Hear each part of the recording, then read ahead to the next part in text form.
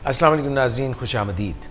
Programme आपके लिए हम लेके आ रहे हैं diabetes no problem, manage with doctor Naveed Shahzad. और इस प्रोग्राम की इस कड़ी में, आज की कड़ी में, हम एक अछूते टॉपिक पर बात करने वाले हैं। जब ज़ियाबीतस होती है तो उसकी पेचीदगियाँ पूरे जिस्म में आने लग जाती हैं। डॉक्टर नवीद शहजाद हमारे साथ तशरीफ़ रखते हैं। डॉक्टर साहब, आपको वेलकम कहते हैं। Thank you. डॉक्टर साहब का तारुफ एक दफ़ा फिर से कराता चलूँ। डॉक्टर साहब जो हैं यहाँ पे कंसल्टेंट हैं, डायबिटोलॉजिस्ट हैं और एंडोक्रिनोलॉजी में जो है अपनी फेलोशिप जो है परसू कर रहे हैं और इससे पहले इंटरनल मेडिसिन में अपनी फेलोशिप कर चुके हैं। डॉक्टर साहब, ये फरमाइएगा कि डायबिटीज़ में पेचीदगियाँ सामने आने लग जाती हैं, ब्लड शुगर लेवल्स जब हाई होते हैं, हमारी आसाबी तारें यानी कि जो हमारा दिमाग है उसमें से आसाबी तारें निकल कर पूरे जिस्म में फैलती हैं और हमारे ना सिर्फ जो पट्टे हैं उनको जाती हैं बल्कि हमारे जो उज़लात हैं, उज़्व हैं, उधर भी जाती हैं, यानी विसरा, एब्डोमेन में, हार्ट में। ये फरमाइएगा कि जब काफ़ी लंबे अरसे तक डायबिटीज़ अनकंट्रोल्ड हो, शुगर बड़ी हो, तो आसाबी तारों पर क्या असरात पड़ते हैं, कहाँ कहाँ असरात पड़ते हैं? अच्छा, जो जैसे हमारा टॉपिक है डायबिटिक ऑटोनॉमिक न्यूरो जो है वो पैथी, जिसमें जो असाबी तारों का सिस्टम। कौन सा टॉपिक है? डायबिटिक ऑटोनॉमिक डायबिटिक न्यूरोपैथी या डायबिटिक ऑटोनॉमिक न्यूरोपैथी, दोनों तरह से हम इसको कह सकते हैं। इसमें ये होता है कि जो उज़लाती सिस्टम है जिसमें तारें जाती हैं, मतलब नर्व्स और ये सारी जो चीज़ें हैं जिसे हम अपनी मेडिकल टर्म्स में नर्व्स कहते हैं या हम उर्दू में हम तारे कह सकते हैं, वो हमारे जिस्म के मुख्तलिफ़ हिस्सों को सप्लाई करती हैं। उनका काम होता है इसमें कुछ होती हैं जो कि हमारे अज़ा के फंक्शंस को, कामों को ज़्यादा करते हैं और कुछ कम करते हैं। तो अल्लाह ताला ने एक बैलेंस रखा हुआ है। तो जब शुगर लंबे अरसे के लिए होती है तो ये बैलेंस ख़राब होना शुरू हो जाता है। उनमें से कुछ तारें जल्दी असर करती हैं, कुछ आहिस्ता आहिस्ता होती हैं। तो फिर उसकी वजह से जिस्म के जो मुख्तलिफ़ अज़ा हैं, जैसे दिल है, ठीक है, दिल के ऊपर असर आता है। दिल में ये तारें होती हैं, दोनों तरह की होती हैं, जो कि दिल के फंक्शन को ऊपर भी करती हैं और नीचे भी, ठीक है। इसी तरह जो है वो हमारे अंथड़ी हैं जिन्हें हम इंटेस्टाइनल या फिर जो है वो एब्डोमिनल जो है वो जीआईटी सिस्टम कह सकते हैं। उसके अलावा जेंट्रो यूनरी है जो कि हमारा मसाने का और पेशाब का जो सिस्टम है उसके ऊपर है, ठीक है। फिर हमारी जो नसें हैं, जो रगें हैं, जो पट्ठों को सप्लाई करती हैं, वो सबसे अहम है। वो हम इस जो है वो प्रोग्राम में जैसे जैसे आगे चलेंगे हम उसके ऊपर भी डिस्कस करेंगे। इसके अलावा जो है वो हमारे जो है जिस्म के जो गदूद हैं, जैसे पसीने वाले गदूद हैं, उनके ऊपर भी इनका असर होता है, ठीक है जी। ये वाले। तो आसाबी तारों पर क्या असरात मुरतब होते हैं? आसाबी तारें अज़ ख़ुद जो हैं उनको क्या इफ़ेक्ट होता है? उनकी अपनी ब्लड सप्लाई भी होती है, उन पे क्या असरात मुरतब? अच्छा, होता ये है कि बेसिकली जब बहुत लंबे अरसे के लिए मरीज़ को शुगर होती है और उससे ये होता है कि एक तो नसें खुद ब खुद जो उनका फंक्शन जो है वो ख़राब होना शुरू हो जाता है। उसमें क्या होता है कि उनको जो नसों की सप्लाई जा रही होती है उसमें भी ख़राबी हो सकती है या बग़ैर इसके भी हो सकती है कि शुगर अगर लंबे अरसे के लिए लेगी तो वो नसों को खुद ब खुद ख़राब करना शुरू कर देती है, ठीक है। दूसरा चीज़ जो इसमें होती है ये कि और सारे जो काफ़ी सारे जो और अवामिल है जो इसमें बरूकार लाते हैं। जैसे अगर मरीज़ को साथ में कोलेस्ट्रॉल का मसला है वो इन मसाइल को बढ़ा देगी। साथ में अगर उसको ब्लड प्रेशर का मसला है वो बढ़ा देगी, ठीक है। उसके बाद जो है वो हमारे मीठे का इंटेक है वो ज़्यादा होगा तो शुगर बढ़ेगी, तो उसके हिसाब से ये तारें जो है वो ख़राब होना शुरू हो जाती। इसके बारे में जो एग्जैक्ट जो इसके पीछे पैथोलॉजी है वो मतलब सारी स्पेकुलेशंस है, बाकी कुछ भी नहीं है। एक वो कहते होते हैं कि अननोन मैकेनिज़्म के थ्रू करती है, या जितनी भी थ्योरी इसके बारे में या जितने भी जो है वो अवामिल इसमें दरपेश होते हैं वो सारे एक वो कहते हैं कि सारा कुछ लिखने के बाद, मतलब बहुत सारा लिटरेचर लिखने के बाद भी कहते हैं कि ये अननोन है, हमें पता नहीं है, डिटेल जो है वो अंडरस्टूड नहीं है। लेकिन जो मेन जो फैक्टर हैं वो दो हैं, वो ये कि एक जो शुगर का ज़्यादा होना है और दूसरा जो उसकी ब्लड सप्लाई, जिसे वास्कुलर कहते हैं सप्लाई, जो ब्लड सप्लाई है उसको जो अवामिल अफेक्ट करते हैं, जैसे ब्लड प्रेशर का ज़्यादा हो जाना, कोलेस्ट्रॉल का ज़्यादा हो जाना, ठीक है, ये चीज़ें जो है वो उसकी ब्लड सप्लाई को कम करती हैं। तो उससे ये ज़्यादा शुगर होना और इधर से ब्लड सप्लाई कम होना, दोनों मिलाकर जो है उन तारों को कमज़ोर करते जाते हैं, जो कि हमारे मुख्तलिफ जिस्म के उज़्वों के ऊपर जो है वो अपने असरात दिखाते हैं। डॉक्टर नवीद ये बताइए कि आसाबी तारों की जो भी पेचीदगियाँ हैं उनके रिस्क फैक्टर्स जो आपने बताए हैं वो यही हैं या इससे अलग है कोई? यही हैं हमारे जो आम तौर पे, जैसे शुगर का कंट्रोल ना होना, ब्लड प्रेशर हो जाना, ठीक है, फिर उसके बाद कोलेस्ट्रॉल की ख़राबी होना, ये चीज़ें हैं। कुछ हमारी ड्रग्स हैं उसकी वजह से हो सकता है, ठीक है, जो साथ हम ले रहे होंगे वो अफेक्ट कर सकती हैं। और हाई BMI जो कि हम काफ़ी दफ़ा पहले भी बॉडी मास इंडेक्स के ऊपर बात कर सकते हैं, अगर वो हाई होता है तो उसके अंदर हो सकता है, यानी कि अगर वज़न ज़्यादा हो। वज़न ज़्यादा। अच्छा जी, डॉक्टर साहब मैं थोड़ा सा आसानी के लिए समझने के लिए आपके सामने एक मफरूज़ा रखूँगा, आप बताइएगा कि इससे कुछ तुक बनता है या नहीं बनता। मिसाल ये है, जैसे आपने कोलेस्ट्रॉल का ज़िक्र किया, आपने हाई ब्लड शुगर लेवल का ज़िक्र किया। अगर खून में शुगर लेवल ज़्यादा हो तो इसका मतलब ये होगा कि शीरे की तरह का एक महलूल टाइप बन रहा है, तो वो इतना फ्री फ़्लो नहीं कर सकता। इसी तरह से अगर बहुत ज़्यादा चिकनाई है, अगर ड्रेन की मिसाल हम लें जहाँ पे बर्तन धोए जाते हैं, तो वहाँ पे अगर बहुत ज़्यादा चिकनाई जा रही है तो ड्रेन चोक हो सकता है। तो अगर किसी की ब्लड शुगर भी ज़्यादा है, कोलेस्ट्रॉल, चिकनाई भी ज़्यादा है और चलते चलते बड़ी मोटी शरियानों से आगे बढ़ते बढ़ते छोटी कैपिलरीज़ तक बात पहुंच गई, यानी छोटी जहाँ पे पाँव के एंड हैं या आँखों के पीछे नसें हैं या हमारे दिल की हैं या हमारे निज़ाम इंहिज़ाम की हैं, जहाँ छोटी छोटी नसें हैं। सपोज़ किसी की अगर शुगर भी ज़्यादा है और चिकनाई भी खून में ज़्यादा है और उसकी ज़्यादा एक्टिविटी भी नहीं है, सेडेंट्री लाइफस्टाइल है, तो वो जो नर्व्स हैं, जो असाबी तारें हैं, वो तो मेरे हिसाब से छोटी शरियानों से भी बारीक होती हैं और उनकी अपनी भी ब्लड सप्लाई होती है।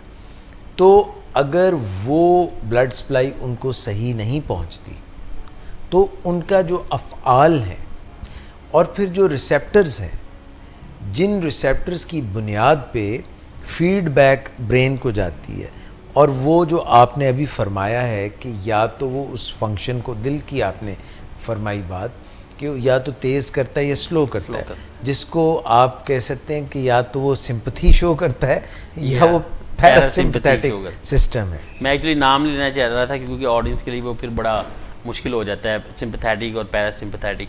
आम ज़बान में जैसे हम मेडिकल में पढ़ते हैं, फ़ाइट और फ्लाइट सिस्टम भी इसी में जो हमारा सिंपैथेटिक सिस्टम है वो होता है फ्लाइट, यानी कि आप एग्रेसिव हो रहे हो, ठीक है। अगर आप कूल डाउन है, आराम से अगर एग्रेसिव हो रहे हैं तो ये कौन सा सिस्टम ओवरराइड कर रहा है? हाँ, सिंपैथेटिक सिस्टम कर रहा है। आंखें जो पुतलियां फैल जाती हैं, बाल खड़े हो जाते हैं, पसीना आना शुरू हो जाता है, भूख गायब हो जाती है। और जब भूख लगे और आप इजी हैं या जैसे सेक्सुअल बिहेवियर है तो ये पैरासिम्पैथिक सिस्टम, ये दोनों आपस में मतवाजन चलते हैं। अच्छा, आप ये फरमा रहे हैं कि ये सिस्टम्स जो हैं जिन जिन आज़ा के ऊपर काम करते हैं वो वाले अफेक्टेड होते हैं। क्लियर्ड। अच्छा, अब आपने प्रोग्राम के आगाज़ में फरमाया कि दिल के ऊपर भी असर पड़ता है, निज़ाम इंहिज़ाम का भी जिक्र किया, यूरिनरी सिस्टम का भी किया। मेरा ख़्याल है कि जहाँ जहाँ भी रिप्रोडक्टिव सिस्टम जो है उसके ऊपर जो भी असर होता होगा। आज डॉक्टर साहब ये बताइए कि दिल के ऊपर डायबिटिक ऑटोनॉमिक न्यूरोपैथी के क्या असरात हैं? अच्छा, जो दिल के ऊपर डायबिटिक ऑटोनॉमिक न्यूरोपैथी है उसको हमारे मेडिकल में कार्डिक ऑटोनॉमिक न्यूरोपैथी भी कहते हैं, CAN, जैसे कनाडा है तो इसी तरह CAN है। तो इसकी डिफरेंट इफ़ेक्ट्स हैं, मतलब जो है इसमें दिल की धड़कन के तेज़ होने से लेकर, ठीक है, दिल के जो है वो क्या कहते हैं दिल के मसाइल तक, जैसे दिल का अटैक हो जाना, वो भी इसमें इंक्लूड होता है। अब होता ये कि अल्लाह ताला ने हमारे जिस्म के अंदर ऐसे ये जो सिंपैथेटिक और पैरासिम्पैथिक का बैलेंस रखा हुआ है।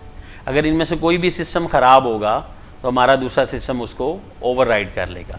जैसे अगर शुरू में मरीज़ की जब नसें अफेक्ट होनी शुरू हो जाती हैं तो उसको बैठे बैठे दिल की धड़कन तेज़ महसूस होना शुरू हो जाती है, ठीक है।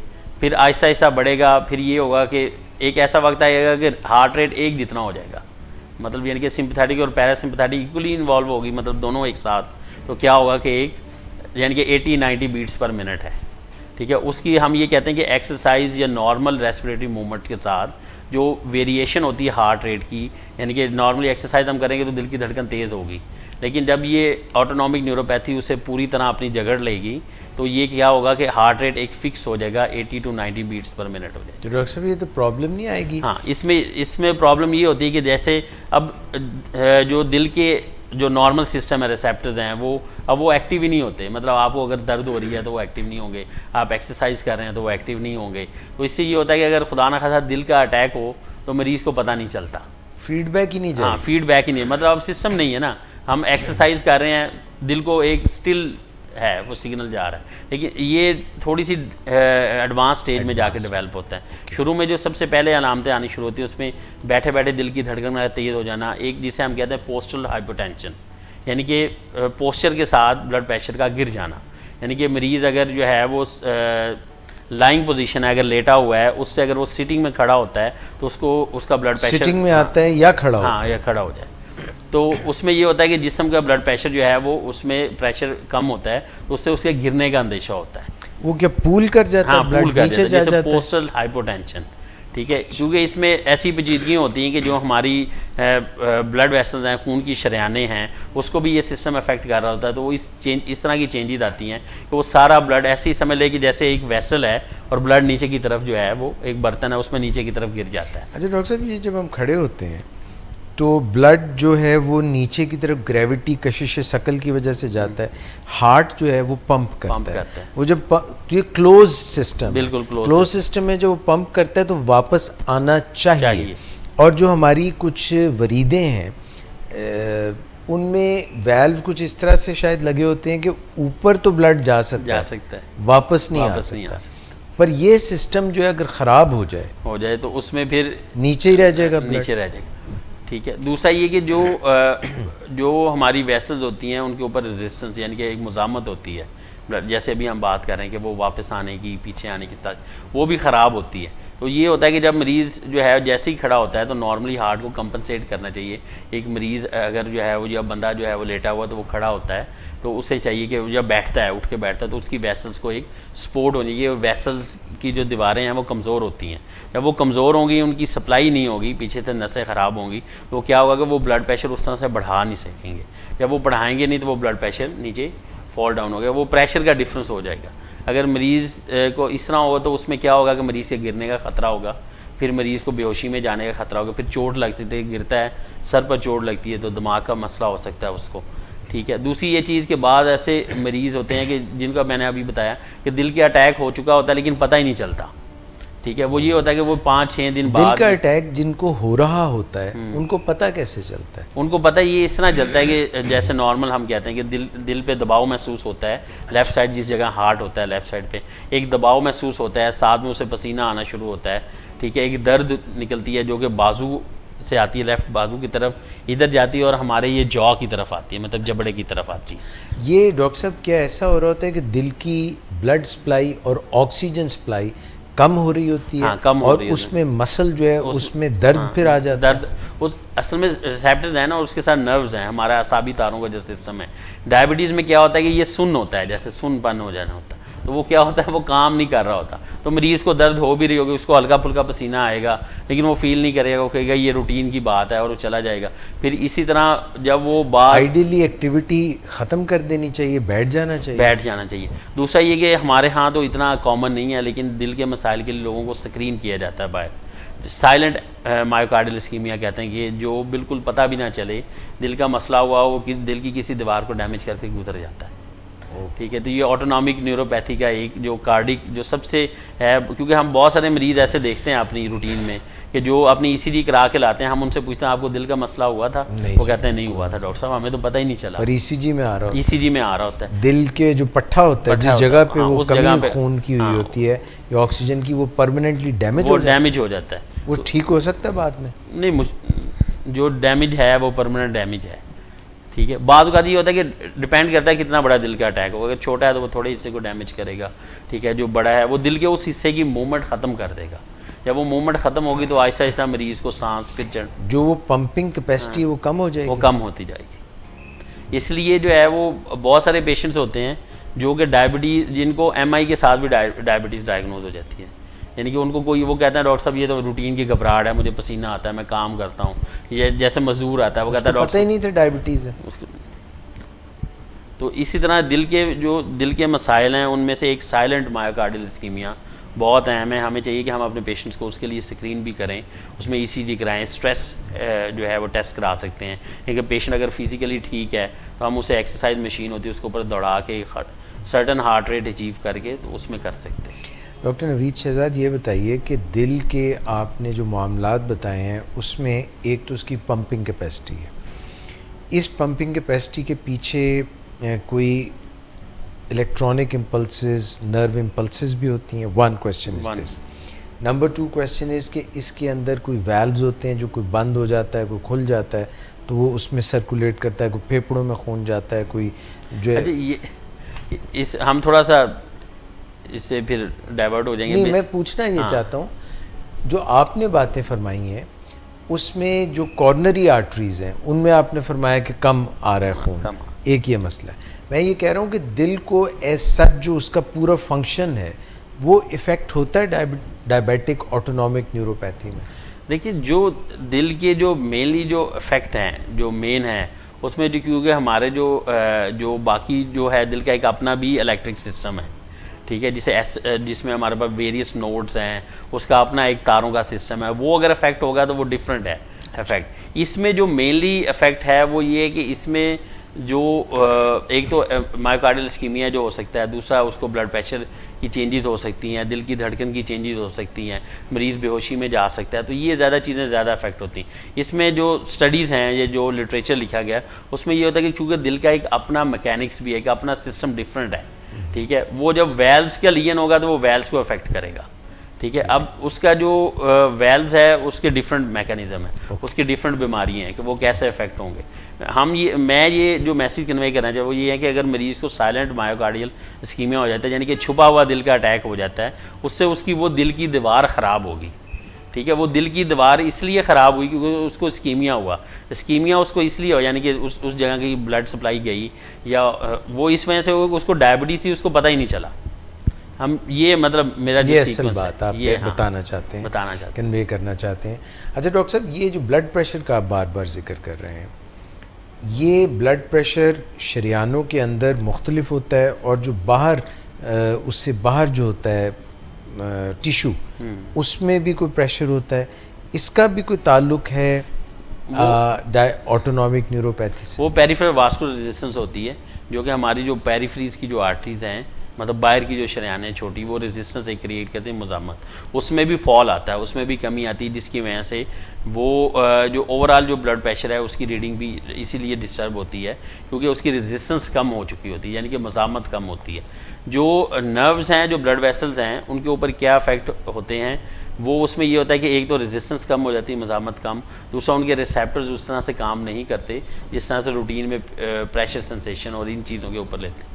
वो मैं उसको इसलिए ब्लड वेसल्स को ज़रा थोड़ा सा पीछे रखना चाह रहा हूँ कि हम इसको हार्ट को लेंगे और वेसल्स के ऊपर हम बाद में आएंगे। इसको हम जो है ना वो क्या कहते हैं, सेपरेटली पहले इसका एक बना के पूरा कि क्या वेसल्स क्या होती हैं, वो कैसे होती हैं, उनके ऊपर रिसेप्टर किस तरह के होते हैं, वो मैं चाह रहा हूँ कि हम इससे थोड़ा सा क्या कहते हैं मुख्तलिफ रखें ज़्यादा बेहतर। वो फिर जो है ना वो बड़ा सिस्टम जो है ना वो हम इसी हार्ट और ब्लड वेसल्स और टिशू वेल्व के अंदर फिरते रहेंगे। हमारा जो है वो मेरा जो इस में मेन जो है कन्वे करने का मकसद ये था कि हम हार्ट की बताएं कि दिल की धड़कन तेज़ हो जाती है, ठीक है, उसकी वजह से लोगों को मसाइल हो सकते हैं, दिल के मसाइल हो सकते हैं, तो इन चीज़ों को हमें जो है वो, और ब्लड प्रेशर का गिर जाना, जैसे लोग शुगर के मरीज़ हैं वो गिर भी जाते हैं, लोग कहते हैं सिर्फ शुगर कम होने से नहीं गिरते, वो इसलिए भी गिरते हैं, ब्लड प्रेशर में भी कमी ज़्यादा होती है। बिल्कुल, हम किसी और प्रोग्राम में इस पर भी जाएंगे। डॉक्टर साहब, ये जो डायबिटीज़ है या जब शुगर बड़ी होती है, ये बड़ी वेसल्स को भी मुतासिर करती है, छोटी को भी? छोटी को भी।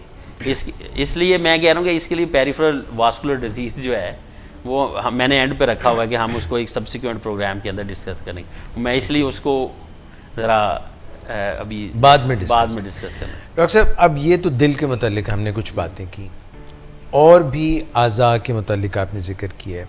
हमारी जो इंहिज़ाम का सिस्टम है, हाजमे का सिस्टम है, मैदा और अंतड़ियाँ, इनके ऊपर क्या असरात? अच्छा, इनके ऊपर 3 मेन बड़े असरात हैं हमारे। एक तो ये है कि जो जिसे हम कहते हैं रिफ्लक्स डिजीज़, यानी कि तेज़ाबियत का गले में लगना, एक तो ये हो सकता है। ठीक है, लोग कहते हैं कि हमारे जो है वो हमें हार्ट बर्न होता है, यानी कि मैदा सड़ता है। ठीक है, ये छाती में जलन महसूस होती है। एक ये है। दूसरा ये कि क्यों होती है? हाँ, अभी उसकी तरफ आते हैं ऐसे। दूसरी जो दूसरा होता है उसे गैस्ट्रोपेरिसिस कहते हैं, यानी कि जो मैदे का सिस्टम है, बैलेंस है खाली होने का, ठीक है, वो ख़राब हो जाता है। तीसरा डायरिया होता है मरीज़ को।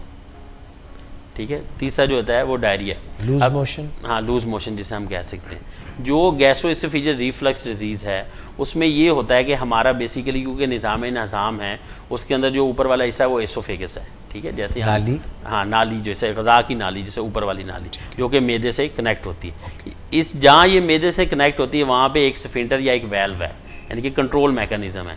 जब डायबिटीज़ होती है तो ये वाला जो स्फिंक्टर का कंट्रोल है वो लूज़ हो जाता है।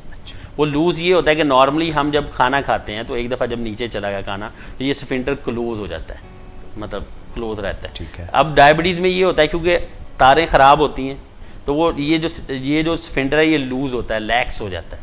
वो ये होता है कि जो मैदे की तेज़ाबियत होती है वो ऊपर हमारे पास जो है वो वापस आना शुरू हो जाती है। नॉर्मल भी लोगों में होती है, लेकिन जब ये ज़्यादा हो जाए, ग़ज़ा की नाली के अंदर तेज़ाबियत ज़्यादा महसूस होनी शुरू हो जाती है, तो इस वजह से जो है वो मरीज़ को ऐसा लगता है कि जैसे जलन हो रही है, तेज़ाबियत। हाँ, तेज़ाबियत। हाँ, और ये क्योंकि दिल के करीब होता है तो उसको तो हार्ट, बाद लोग कहते हैं कि दिल का मसला भी हो रहा है। इसीलिए भी अब हम रूटीन में ये प्रैक्टिस करते हैं कि जो मरीज़ 50 ईयर्स से ऊपर हो, अगर वो इवन जो हमारे पास मैदे की दर्द के साथ या एपीगैस्ट्रिक पेन जिसे हम कहते हैं, हमारे एपीगैस्ट्रिक बिल्कुल नीचे जो है, ये जो हमारी सामने वाली हड्डी है बड़ी जो दिल के ऊपर आती है, उसके नीचे वाले हिस्से में दर्द हो, जब ये हो तो हम ईसीजी भी करा लेते होते हैं, क्योंकि बाद का मरीज़ को समझ नहीं आ रही होती कि ये दिल की दर्द है या मैदे की दर्द है। और काफ़ी सारे मरीज़ ऐसे भी होते हैं जो कि मैदे की दर्द के साथ ट्रीट हो जाते हैं लेकिन उनको दिल का मसला हो रहा था, वो बाहर जाते हैं और लेटर ऑन कॉम्प्लिकेशंस हो जाती हैं उसकी वजह पे चीज़।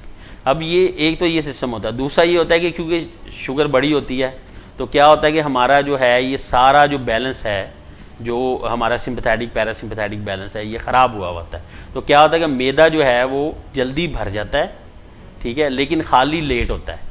वो ये होता है कि मरीज़ ने खाना खाया हुआ होता है और वो क्योंकि वो उसको हज़म होने में टाइम लगता है, तो इसलिए वो अभी खाना, क्योंकि मैदे के अंदर और मैदा जो है वो तेज़ाब बनाई जा रहा होता है, तो उसमें भी वो तेज़ाबियत ज़्यादा देर के लिए, क्योंकि तेज़ाब ज़्यादा देर के लिए रहेगा तो इसलिए मरीज़ को तेज़ाबियत ज़्यादा महसूस होगी और वो उससे तंग होगा।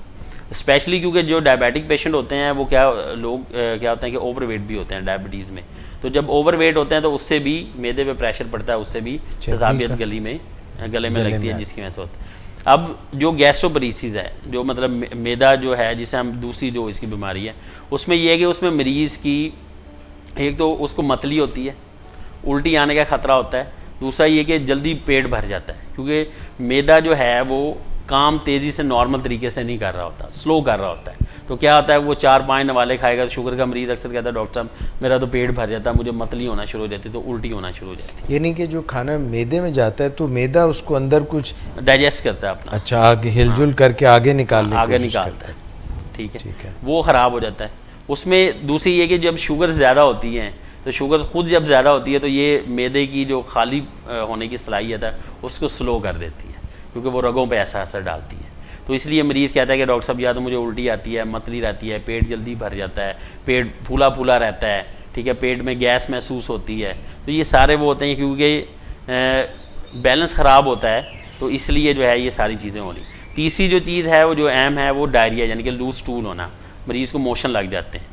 बाद मरीज़ ये कहते हैं हमें कब्ज़ भी हो जाती है, बाद कहते हैं मोशन भी अल्टरनेट हो जाता है। तो ये बड़ा एक जो है वो करैक्टरिस्टिक होता है। डायबिटिक मरीज़ कहता है डॉक्टर साहब देखें मैं तो खाना खाता हूँ तो मोशन लग जाता है, ना खाऊँ तो कब्ज़ हो जाती है, ठीक है। उसमें भी सारा जो मसला है वो इसी बैलेंस का है, सिंपैथेटिक पैरासिम्पैथेटिक है। और इसके अलावा एक और सिस्टम होता है जो कि अंथड़ियों का अपना होता है, ठीक है, अंथड़ियों का अपना निज़ाम भी होता है, वो भी इसी तरह ऑटोनॉमिक होता है, उसमें भी चेंजेस आती हैं।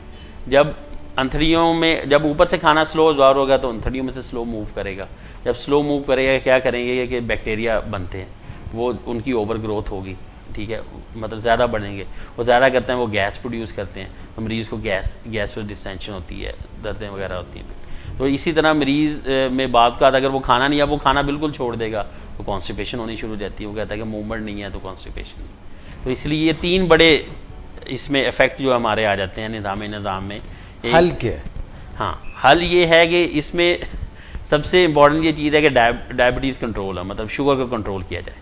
दूसरी जो अहम चीज़ ये है कि खाने की हैबिट्स को चेंज किया जाए, यानी कि मरीज़ स्मॉल मील ले, मतलब छोटे छोटे खाने ले, बेशक 3 के बजाय 4 कर ले दिन में। दूसरा ये कि जो जिन लोगों को रिफ्लक्स का मसला होता है, यानी कि तेज़ाब गले में लगता है, वो रात को खाने और सोने में 3 से 4 घंटे का वक्फा रखें, और जब रात को सोएं तो 1 या 2 तकिए ले लें, ताकि उनका ऊपर वाला हिस्सा जो है वो जो गर्दन वाला है वो थोड़ा ऊपर रहे, और मैदे की अगर तेज़ाबियत आती है तो वो नीचे की तरफ ही रहे, ऊपर ना लगे। ठीक है। तीसरी ये चीज़ है कि वो अपने वेट को कंट्रोल करें। चौथी जो चीज़ है वो दवाइयाँ हैं इसके लिए। ठीक है, दवाइयों में क्या है कि हम प्रो काइनेटिक एजेंट देते हैं। प्रो काइनेटिक एजेंट ऐसे होते हैं जो कि मैदे की मूवमेंट्स को बढ़ाते हैं या नॉर्मल की तरफ लेके जाते हैं, जिसमें से एक बड़ी कॉमन दवाई है जो मोटिलियम मेटोक्लोप्रामाइड जो हम यूज़ करते हैं मरीज़ों के अंदर, वो आप दे सकते हैं खाने से पहले भी। इस तरह एक एंटीबायोटिक है जिसे एरिथ्रोमाइसिन कहते हैं, वो पहले यूज़ होती थी, अब क्योंकि उसके अपने बाद लोगों को मैदे में दर्द होती है उससे, तो इसलिए लोग अब वो यूज़ नहीं करते। इसके अलावा वेरियस और ड्रग्स हैं जो कि कुछ सोमैटोस्टैटिन एनालॉग्स हैं, ये एंडोक्राइन से रिलेटेड हैं, इसमें हम किसी दिन हम इंशाल्लाह डिटेल में भी डिस्कशन करेंगे। ये ड्रग्स हैं। ठीक है।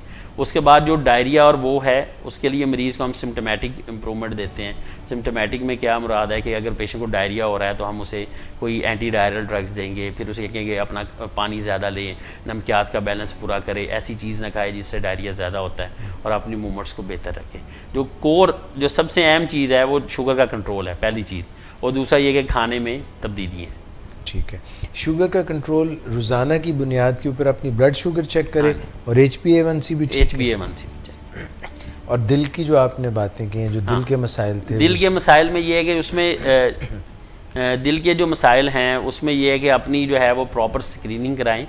ठीक है, हम उस ज़्यादा डिटेल में नहीं जाएंगे क्योंकि वो बहुत ज़्यादा कॉम्प्लेक्स टेस्ट हो जाएंगे मरीज़ के लिए, फिर वो आम ऑडियंस के लिए मुश्किल हो जाता है। लेकिन जो आम है उसमें जो अगर उनको फ़ील होता है कि कोई डिस्कम्फर्ट है, मतलब कोई बेचैनी है, तो वो जाएँ अपनी बेसिक टेस्ट ECG कराएँ, फिर उसके बाद दिल का अल्ट्रासाउंड एकोकार्डियोग्राफी करा सकते हैं, फिर जो है वो स्ट्रेस जो है वो एक्सरसाइज टॉलरेंस टेस्ट भी करा सकते हैं, और भी काफ़ी सारी स्कैनिंग टेक्निक्स हैं वो करा सकते हैं। और डॉक्टर साहब वो जो आप कह रहे थे कि खड़े हों एकदम, हाँ, या लेटे हुए से खड़े हों तो वो एकदम उसमें ब्लड प्रेशर, उसमें ये सबसे अहम चीज़ है कि अपने पानी की मिकदार बेहतर लें, मुनासिब लें।